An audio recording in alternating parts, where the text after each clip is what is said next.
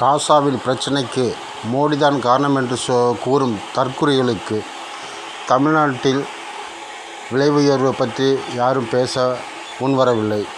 மின்சார கட்டணம் 2 மடங்கு உயர்வு, வீட்டு வரி 2 மடங்கு உயர்வு, தண்ணீர் வரி உயர்வு, சொத்து வரி உயர்வு, பத்திரப்பதிவு கட்டண உயர்வு, டாஸ்மாக் சரக்கு விலை உயர்வு, தொழில் வரி உயர்வு, போக்குவரத்து அபராத தொகை உயர்வு, ஹெல்மெட் அபராதம் உயர்வு, அத்தியாவசிய பொருட்களின் விலை உயர்வு, கொலை வரலாறு காணாத உயர்வு, நில அபகரிப்பு, சாராய விற்பனை, லஞ்ச ஊழல், பஸ் கட்டண விலை உயர்வு, பால் விலை உயர்வு, பருப்பு அரிசி மளிகை ஜாமான் விலை உயர்வு, கட்டுமான பொருட்களின் விலை உயர்வு, சாலை வரி உயர்வு, படித்த இளைஞர்களுக்கு வேலை இழப்பு உயர்வு, மதுவால் இளம் விதவைகளின் எண்ணிக்கை உயர்வு, தினம் பெண்கள் மீது பலாத்காரம், காவல் மரணங்கள், இப்படி பல அவமானங்கள் தமிழ்நாட்டில் இருக்கும்போது அதை பற்றி பேச இந்த தற்குறிகளுக்கு சிந்தனை இல்லை.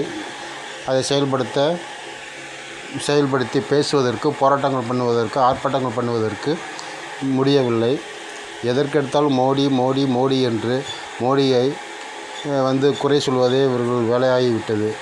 மக்களை சிந்தித்து பாருங்கள். தமிழ்நாட்டில் நடக்கும் அட்டூழியங்களுக்கும் பல பிரச்சனைகளுக்கும் குரல் கொடுக்காத இவர்கள் எப்படி தமிழ் மக்களையும் தமிழ்நாட்டையும் காப்பாற்றப் போகிறார்கள்? மக்களை சிந்தித்து பாருங்கள். இவர்களின் முகமூடி உடைந்து விட்டது.